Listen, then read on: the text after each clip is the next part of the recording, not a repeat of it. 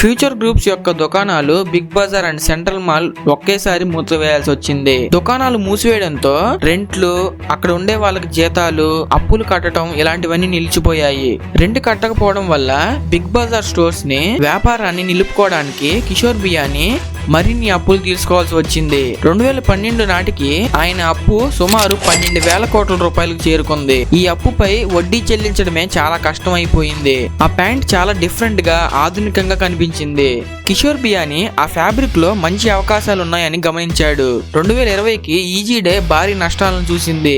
దానివల్ల చాలా స్టోర్స్ మూసివేయాల్సి వచ్చింది. బిగ్ బజార్ లాంటి స్టోర్స్ లో ఇతర బ్రాండ్లు లక్షలాది రూపాయలు సంపాదిస్తున్నాయని కిషోర్ బియానీ గ్రహించాడు. తన సొంత ప్రొడక్షన్ బ్రాండ్ ని స్టార్ట్ చేశాడు. కిషోర్ బియానీ ఈజీ డే క్లబ్ మెంబర్షిప్ ని స్టార్ట్ చేశాడు. కస్టమర్ 1000 రూపాయలు చెల్లించి సంవత్సరానికి 10% తగ్గింపు పొందేలా చేశాడు. కిషోర్ బియానీ ద్వారా ప్రారంభమైన ఫ్యూచర్ గ్రూప్స్ ఎన్నో విజయాలను చూసింది. Pantaloons, big Bazar, central mall వంటి వ్యాపారాలతో భారతీయ రిటైల్ రంగంలో విప్లవాత్మకమైన మార్పులు తీసుకురాగా అనేక తప్పుల కారణంగా ఆ సామ్రాజ్యం మొత్తం కుప్పకూలిపోయింది. 2001 జనవరి 26 అంటే రిపబ్లిక్ డే రోజున తెల్లవారుజామున 5 గంటల నుండి ముంబై వీధుల్లో అయితే చాలా మంది జనం గుమ్ముగూడారు. పోలీసులు అడ్డుగా ఉన్నప్పటికీ జనం అంతా భారీ గేట్స్ అన్నింటిని తొలగించేసి గోడల మీదకి ఎక్కి ఒక ప్రత్యేకమైన భవనంలోకి వెళ్తున్నారన్నమాట. అలా వెళ్ళడానికి ప్రయత్నిస్తున్న ఆ బిల్డింగ్ ఏంటంటే భారతదేశంలో ప్రతి ఒక్కరు ఇష్టపడే బజార్, బిగ్ బజార్. ఆ రోజు బిగ్ బజార్ లో చీపెస్ట్ డేస్ అనే పేరుతో భారీ తగ్గింపు అమ్మకాలను అయితే జరిపారు. కేవలం ఆ ఒక్క రోజులోనే కిషోర్ బియానీ యొక్క బిగ్ బజార్ కి సంబంధించిన ఆదాయం 30 కోట్ల రూపాయల వరకు చేరుకుంది. కానీ ఆ గ్రేటెస్ట్ విజయానికి 20 ఏళ్ల తర్వాత పూర్తిగా బిగ్ బజార్ ని ఎందుకు మూసేశారో ఈ వీడియోలో చూద్దాం. Now let's get in to the show. ఈ కథ 1981లో స్టార్ట్ అయ్యింది. అప్పట్లో కిషోర్ బియానీ కాలేజీలో లాస్ట్ ఇయర్ చదువుతున్నాడు. అతని తండ్రి కుటుంబ వ్యాపారంలో చేరమని చెప్పి అడిగాడు. కానీ కిషోర్ బియానీ మాత్రం సాధారణ కుటుంబ వ్యాపారం చేయడానికి ఆసక్తి చూపలేదు. జీవితంలో పెద్దగా ఎదగాలనే లక్ష్యం ఆయనకు ఉండేది. ఆ సమయంలో ఒక సందర్భంలో ఆయన ఫ్రెండ్ స్టోన్ వాష్ ఫ్యాబ్రిక్ తో చేసిన ఒక ప్రత్యేకమైన ప్యాంట్ ని వేసుకున్నాడు. ఆ ప్యాంట్ చాలా డిఫరెంట్ గా ఆధునికంగా కనిపించింది. కిషోర్ బియానీ ఆ ఫ్యాబ్రిక్ లో మంచి అవకాశాలు ఉన్నాయని గమనించాడు. వెంటనే ఆయన జూపిటర్ మిల్స్ నుంచి 200 మీటర్ల స్టోన్ వాష్ ఫ్యాబ్రిక్ ని కొన్నాడు. సిటీలో గవర్నమెంట్ తయారీదారులకు అమ్మడానికి ప్రారంభించాడు. కేవలం 6 నెలల్లోనే ఆయన లక్షల్లో వ్యాపారం చేశాడు. దాంతో తన బిజినెస్ ని విజయవంతంగా ప్రారంభించాడు. 1985 నాటికి కిషోర్ బియానీ తన సొంత బ్రాండ్ ని అమ్మటంతో పాటు రెడీమేడ్ ట్రౌజర్స్ ని అమ్మడానికి పట్లోన్ అనే షాప్ ని స్టార్ట్ చేశాడు. 1987లో ఆయనే సొంతగా ట్రౌజర్స్ ని తయారు చేసే కంపెనీని స్టార్ట్ చేశాడు. దాంతో కొత్త బ్రాండ్స్ కు ప్యాంట్లూన్ అనే పేరు పెట్టాడు. ఎందుకు అలా పెట్టాడంటే ప్యాంట్లూన్ అనే పాత పేరుకి సమానంగా ఉండడానికి ప్యాంట్లూన్ గా మార్చాడు. ప్యాంట్లూన్ ట్రౌజర్స్ చాలా డిఫరెంట్ గా ఉండేవి. For example rich people trousers మీద 3 బటన్లు ఉండేవి అండ్ అలాగే హై వేస్టెడ్ డిజైన్స్ ని కలిగి ఉండేవి. 1994 నాటికి ప్యాంట్లూన్ 72 ఫ్రాంచైజీ స్టోర్స్ ని స్టార్ట్ చేసింది. ప్యాంట్స్ తో పాటు షర్ట్స్, జీన్స్, టైలు అండ్ ఇంకా సాక్స్ లాంటి అనేక క్లాత్స్ ని అమ్మటం స్టార్ట్ చేశారు. ఈ సమయంలో కిషోర్ బియానీకి ఇండియాలో పెద్ద షాపింగ్ స్టోర్స్ స్టార్ట్ చేయాలనే ఆలోచన వచ్చింది. 1997లో కోల్కతాలో ప్యాంట్లూన్ యొక్క మొదటి మెగా స్టోర్ ను ప్రారంభించారు. ఈ స్టోర్ 10,000 స్క్వేర్ ఫీట్స్ ఉండేది అండ్ ఇంకా కోల్కతాలోనే అతి పెద్దదిగా ఉండేది. ఈ స్టోర్ ప్రత్యేకత ఏమిటంటే విజువల్ ఎఫెక్ట్స్ తో అనేక అడ్వర్టైజ్మెంట్స్ తో చాలా డిఫరెంట్ గా పరిచయం చేశారు. దీని ద్వారా రంగులు, లైటింగ్ మరియు షాపింగ్ అనుభవంతో కస్టమర్స్ తో కమ్యూనికేట్ చేసే పద్ధతిని తీసుకొచ్చారు. 1999 నాటికి ప్యాంట్లూన్ కంపెనీ 13 మెగా స్టోర్స్ ను ప్రారంభించింది. మెన్స్ వేరే కాకుండా ఉమెన్స్ వేర్ అండ్ ఇంకా చిల్డ్రన్స్ వేర్ కూడా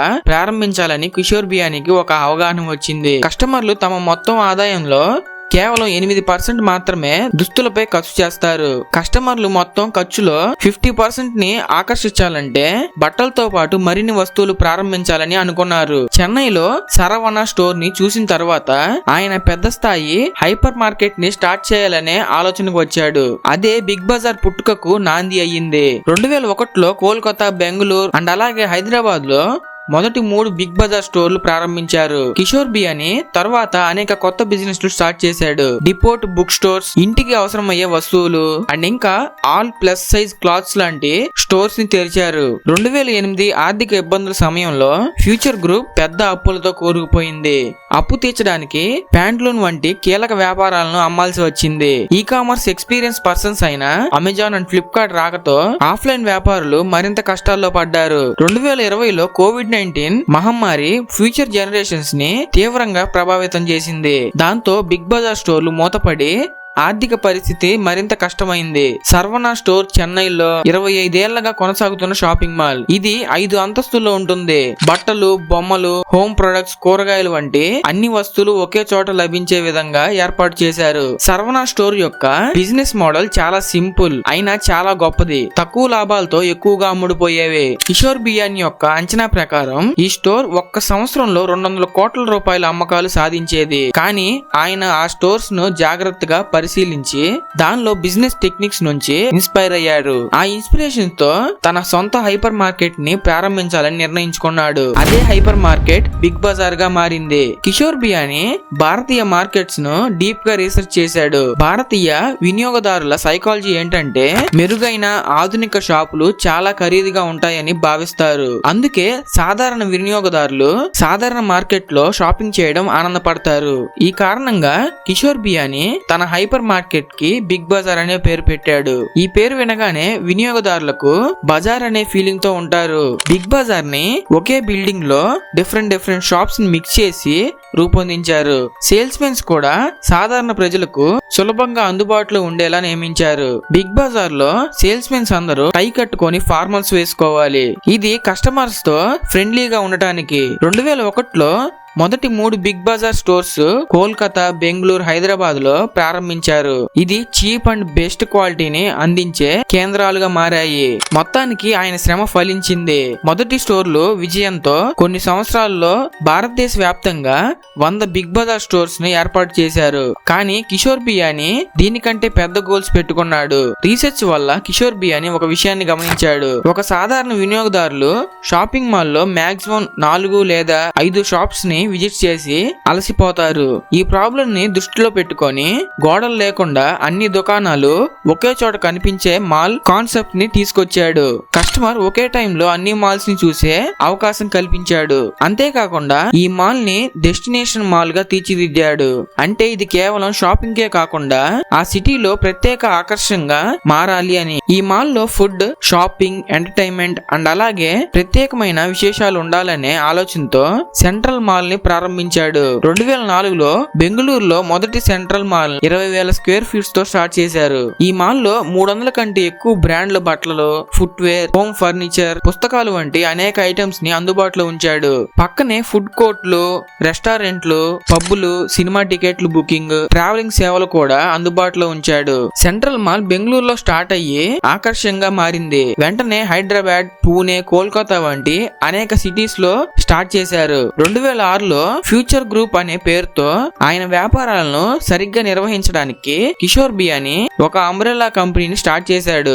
Pantaloons, big Bazar, central mall వంటి వ్యాపారాలతో వేల కోట్ల ఆదాయాన్ని సాధించాడు. భారతీయ రిటైల్ రంగంలో గొప్పగా నిలిచాడు. కిషోర్ బియానీ తన వ్యాపార తత్వాన్ని ఇలా చెప్పుకున్నాడు: కస్టమర్స్ తో డైరెక్ట్ గా డీలింగ్ ఉండే ప్రతి సెక్టార్ లో నేను అడుగు పెడతాను అని. కానీ అదే ఆయన పతనానికి కారణమైంది. 2005లో ఆయన వరుసగా 3 బ్రాండ్స్ ని కొనుగోలు చేశాడు. అదే టైంలో ఆయన ఏ లిటిల్ లార్జర్ ఆల్ పేరుతో ప్లస్ సైజ్ బట్టల బ్రాండ్ ని స్టార్ట్ చేశాడు. బిగ్ బజార్ లో గోల్డ్ బజార్ స్టార్ట్ చేశాడు. అందులో బంగారం అమ్మటం మొదలు పెట్టాడు. హోమ్ టౌన్ పేరుతో ఇళ్ల నిర్మాణం, రీకన్స్ట్రక్షన్ సర్వీసెస్ ని అందించే కొత్త బ్రాండ్స్ ని స్థాపించాడు. 2006లో కిషోర్ బియానీ డిపోట్ పేరుతో పుస్తకాలు అమ్మే బిజినెస్ ని స్టార్ట్ చేశాడు. అంతేకాకుండా చామోసా అనే పేరుతో టీ సమోసా అమ్మడం స్టార్ట్ చేశాడు. ఈ విధంగా టీ వ్యాపారం నుంచి ఇంటి నిర్మాణం వరకు బిజినెస్ ను స్టార్ట్ చేశాడు. 2007లో కిషోర్ బియానీ ఫ్యూచర్ క్యాపిటల్ హోల్డింగ్స్ ని స్థాపించి money savings, real estate broking వంటి ఫైనాన్షియల్ సర్వీసెస్ సెక్టార్ లోకి అడుగు పెట్టాడు. అలాగే లైఫ్ ఇన్సూరెన్స్ అండ్ ఇంకా జనరల్ ఇన్సూరెన్స్ లాంటి రంగాల్లోకి ప్రవేశించాడు. ఫ్యూచర్ జనరాలి అనే ఇన్సూరెన్స్ కంపెనీని స్టార్ట్ చేశాడు. బయటకు చూస్తే ఫ్యూచర్ గ్రూప్ వ్యాపార సామ్రాజ్యం చాలా పెద్దది, విజయవంతమైందిగా కనిపించింది.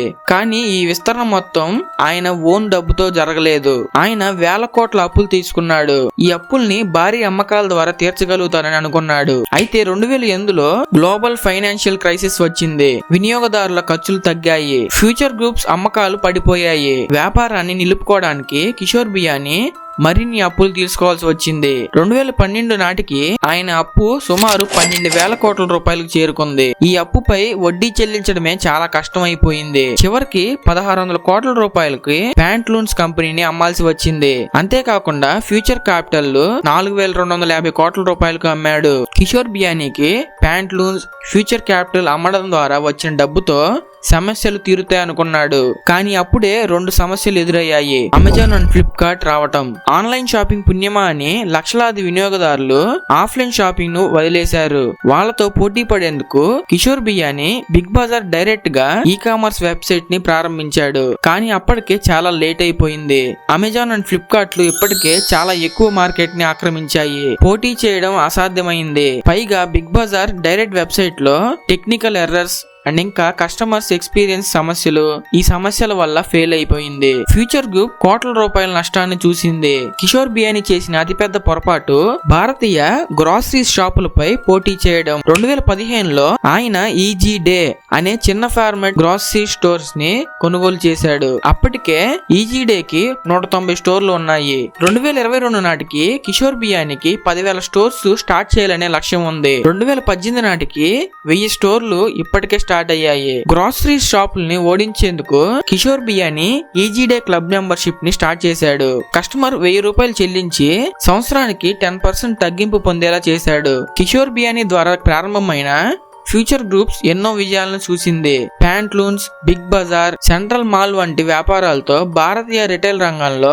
విప్లవాత్మకమైన మార్పులు తీసుకురాగా అనేక తప్పుల కారణంగా ఆ సామ్రాజ్యం మొత్తం కుప్పకూలిపోయింది. ఫస్ట్ ది, భారతీయ వినియోగదారులు ఎవరు డబ్బులు ముందే చెల్లించడానికి సిద్ధంగా లేరు. కానీ స్థానిక కిరాణాదారులు ఉచితంగా 10 నుంచి 15% తగ్గింపు ఇస్తున్నారు. రెండోది, వ్యక్తిగత అనుబంధం. చుట్టుపక్కల నుండే కిరాణా షాపులు ఫ్రీ హోమ్ డెలివరీ చేయడం. కానీ ఈజీ డే ఈ విషయంలో చాలా వెనకబడింది. మూడవది, ఆర్థిక ఖర్చులు. చుట్టుపక్కల ఉండే కిరాణా షాపులన్నీ రెంట్ అండ్ ఇంకా టెక్నాలజీ వంటి ఖర్చులు తగ్గించుకోగలిగారు. కానీ ఈజీ డే భారీ ఖర్చులు చేసింది. ఈ కారణాలతో 2020కి ఈజీ డే భారీ నష్టాలను చూసింది.